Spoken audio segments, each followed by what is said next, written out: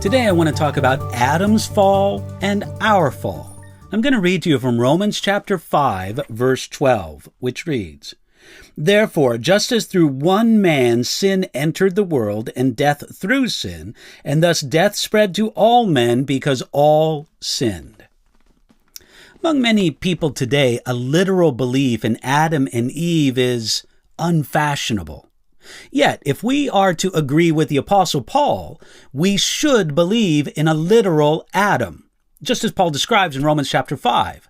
More importantly, if we are to agree with Jesus, we should believe in a literal Adam, as Jesus described in Matthew chapter 19. If we believe what the Bible tells us about Adam, we see that he was created innocent of all sin. When God said that all things were good, he said it after creating Adam. But Adam didn't stay innocent. When he rebelled against God's command to not eat from the tree of the knowledge of good and evil, he disobeyed in the one thing that God told him not to do. Every day, we are tempted with a wide assortment of sin.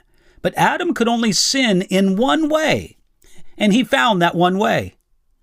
When we feel guilty because of sin, we often resolve to never do that sin again.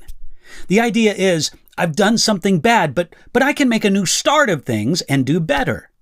Can you imagine that Adam and Eve felt the same thing? They probably said to each other, "We've done something terrible, but we never have to do it again. Let's make a clean start from this point on and never disobey God again."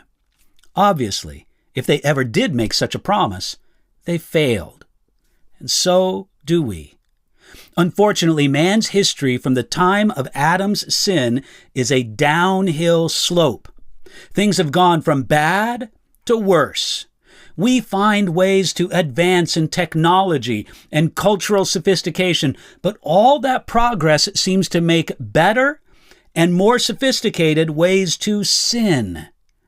Adam and Eve must have been stunned to find that not only they had sinned once, but also now they were in the grip of sin.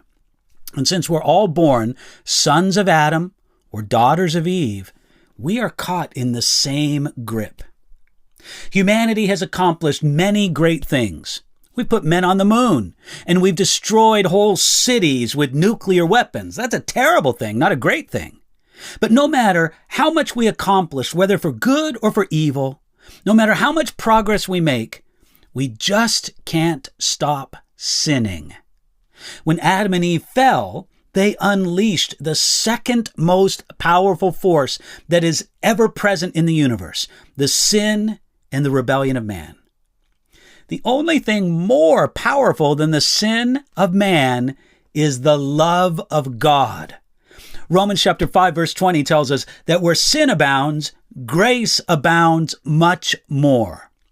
We can't stop sinning, but we also can't out-sin the grace of God. No one is rejected before God because they are too great a sinner. They will be rejected because they have not trusted in the person and work of Jesus and received his grace, God's provision for sinners like Adam and like us. Are you believing in Jesus right now? Have you thanked him for his grace today?